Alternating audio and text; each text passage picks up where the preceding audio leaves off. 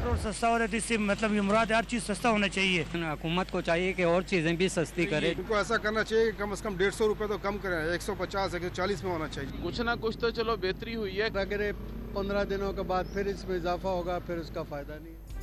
महंगाई के सताए अवाम के लिए राहत दिन। 40 रुपए लीटर सस्ता पेट्रोल मिलने पर खुशी से खिल उठे। कीमत 283 रुपए से भी कम करने की फरमाइश। आम जरूरत की अशिया भी सस्ती करने का मुतालबा कर दिया। निगरान हुकूमत भी अवाम के जज्बात से बखूबी वाकिफ। वजीर इत्तलात ने शोबा ट्रांसपोर्ट पर किराए कम करने पर जोर दे दिया।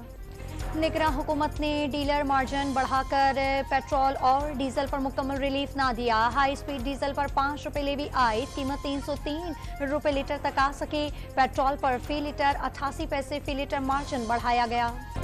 सुप्रीम कोर्ट ने बिजली के बिलों में फ्यूल प्राइस एडजस्टमेंट गैर कानूनी करार देने का फैसला कलअदम करार दे दिया। लाहौर हाई कोर्ट के हुक्मनामे को मनसूख करके मामला नेपरा एपलेट बेंच को भेजने का हुक्म। इमारतें मलिया मेट, बस्तियां खंडरात, अस्पताल मुर्दा खानों में तब्दील। गाजा में फलस्तीनियों पर मौत का रक्स बरकरार। इसराइल के फिजाई हमलों में शहादतें 2750 तक जा पहुंची। 10,300 बच्चे भी सेहूनियत की भेंट चढ़ गए। 9,700 अफराद जख्मी। सेहूनियों ने 48 मराकज़ सेहत तबाह कर दिए। गाजा में वालिदैन, बच्चों और बच्चे वालिदैन की लाशों पर नोहा कुना। नौजवान की आहो बका के वीडियो ने दिल दहला दिए। लोगों की जान बचाने वाला मसीहा अपने ही बेटे की मौत पर सख्ते में आ गया। गाजा में कयामत सहने वालों को हिजरत में भी मौत का सामना। इसराइल ने धोखे से कई काफिलों पर बम बरसाकर लाशें बिछा दी। 10 दिन में 30,000 घर तबाह होने के बाद 12 लाख अफराद की नकल मकानी। फलस्तीनी आर्टिस्ट अज़ीउद्दीन लुलू का घर भी इसराइली हमलों की जद में आ गया। गाजा में पानी, खुराक और अद्वियात की किल्लत से इंसानी अलमिया जन्म लेने लगा। अस्पतालों में सहूलियात खत्म होने से 50,000 हामला खवातीन की जिंदगियां दाव पर लग गईं। फलस्तीनियों से इसराइल नफरत अमेरिका तक पहुंच गई। अमेरिका में मालिक मकान ने किराएदार फलस्तीनी मां बेटे पर खंजर से हमला कर दिया। 6 साला बच्चा जान बहक और वालिदा शदीद जख्मी हो गई।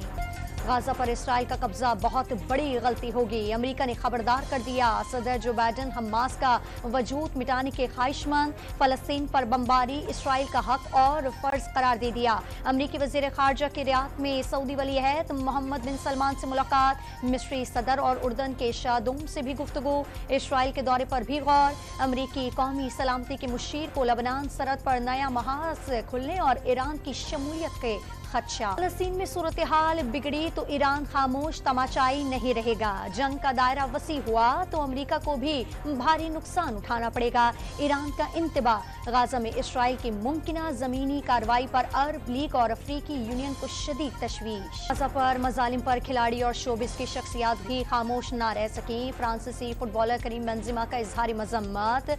बॉलीवुड अदाकार सोनम कपूर ने भी गाजा के बच्चों के लिए आवाज उठा दी।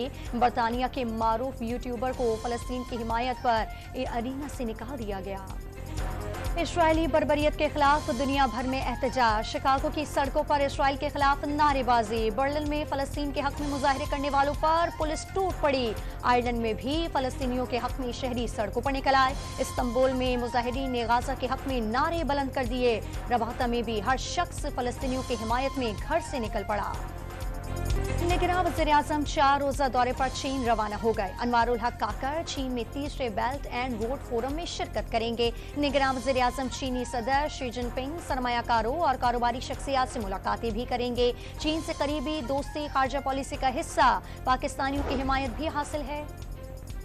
साबिक वज़ीर-ए-आज़म नवाज शरीफ मदीना मुनव्वरा पहुंच गए। रोज़ा रसूल पर हाजिरी दी। नवाफिल भी अदा किए। नवाज शरीफ जल्द सऊदी अरब से दुबई रवाना होंगे। नून लीग के कायद 21 अक्टूबर को पाकिस्तान पहुंचेंगे। ये बातें तो हम सब कर चुके हैं कि माहौल बनाया जा रहा है और लगता तो ऐसे ही है कि जी स्मूथ सेलिंग एक तंजीम के लिए है और उसके लिए बहुत सारी वजूहात हैं, अवामिल सामने हैं आपके, वो सारे सबके साथ डिस्कस हो चुके हैं।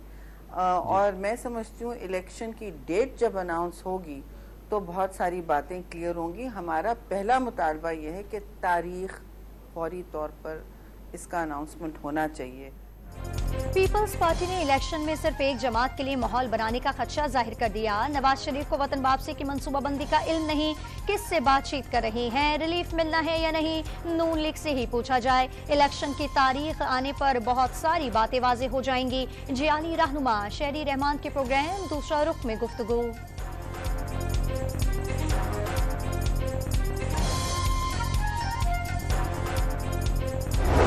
साहब तो जी वापस अपना मुल्क है, उनको होना ही इधर पाकिस्तान में चाहिए था और जाहिर वापस आएंगे तो जो कानून है उसी के मुताबिक फैसले होने चाहिए। पाकिस्तान नवाज शरीफ का मुल्क है, उन्हें वापस आना चाहिए। ख्वाहिश है कि वो आएं और इलेक्शन लड़ें। पीटीआई रहनुमा असद उमर का लीग की कायद की वापसी के ऐलान पर रद्द-ए-अमल। नून लीग को जलसे की इजाजत है लेकिन पीटीआई को नहीं। इलेक्शन कमीशन से नोटिस लेने का मुतालबा।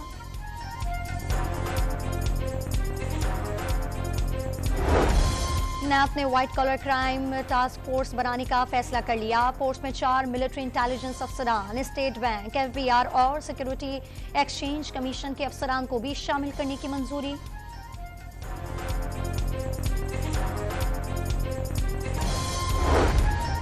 इस्लामाबाद हाई कोर्ट ने साफर केस के जेल ट्रायल के खिलाफ दरखास्त निपटा दी। इमरान खान का जेल ट्रायल उनके अपने हक में है। बज़ाहिर मामले पर कोई बदनीयती नजर नहीं आती। चीफ जस्टिस आमिर फारूक के रिमार्क्स। तहफ़्फ़ुज़ात होने पर ट्रायल कोर्ट से रुजू करने की हिदायत कर दी।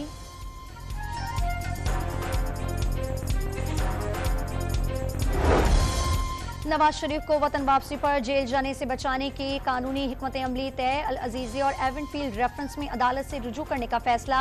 लीगल टीम 48 घंटों में इस्लामाबाद हाई कोर्ट से रुजू करेगी। एहतसाब अदालत ने लीगी कायद को दोनों रेफरेंसेस में 10 साल कैद, 80 लाख पाउंड से जुर्माने और 2 साल नाअहली की सजा सुनाई थी।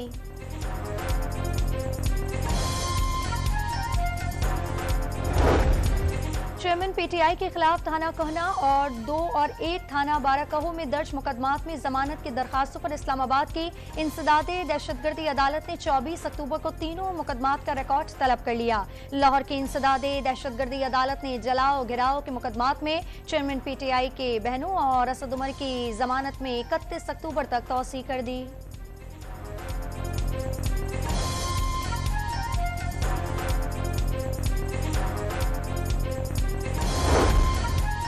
कराची के लिए अप्रैल ता जून सहमाई एडजस्टमेंट के तहत बिजली दूसरी बार महंगी करने की तैयारी। के इलेक्ट्रिक ने फी यूनिट कीमत में 3 रुपए 2 पैसे का मजीद इजाफा मांग लिया।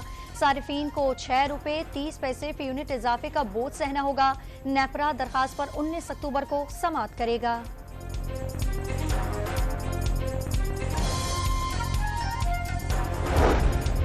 बलूचिस्तान में सरकारी मुलाजमत के लिए ज्यादा से ज्यादा उम्र की हद 35 साल मुकर्रर। निगरान काबीना ने राइट टू इंफॉर्मेशन रूल्स 2022 की भी मंजूरी दे दी।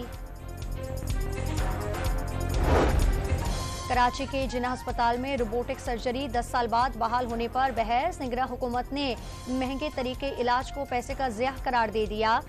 अस्पताल इंतजामिया का रोबोटिक सर्जरी जदीद दौर का तकाजा होने पर इसरार। यंग डॉक्टर्स भी मरीजों के ऑपरेशन में जिद्दत लाने के हामी।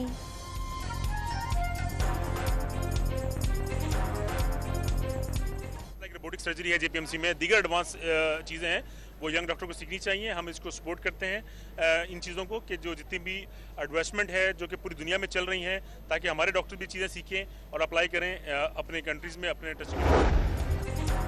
बदीन की तहसील माखली में कच्ची शराब पीने से 5 अफराद लुकमा अजल बन गए। पुलिस ने 5 लाशें अस्पताल मुंतकिल कर दी। शराब फरोशों के खिलाफ कार्रवाई की तैयारी।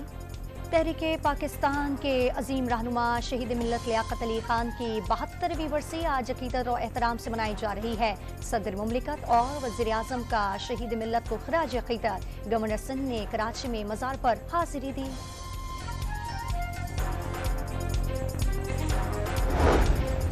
कराची में सुबह सवेरे हल्की बारिश से मौसम सुहाना हो गया। इस्लामाबाद में रिमझिम से सर्दी का माहौल। लाहौर में भी अब्र रहमत से पारा 16 डिग्री तक आ गया। भावलपुर, साहिवाल, मरी, ननकाना में भी बारिश ने सर्दी की नवीद सुना दी। पे बड़ा अपसेट, अफगानिस्तान ने इंग्लैंड को 69 रन से बड़े मार्जिन से शिकस्त दे दी। इंग्लिश बल्लेबाज अफगान टीम के 285 रन का हदफ हासिल करने में नाकाम रहे। ऑल राउंडर कारकर्दगी पर Mujibur Rahman man of the match करार पाए।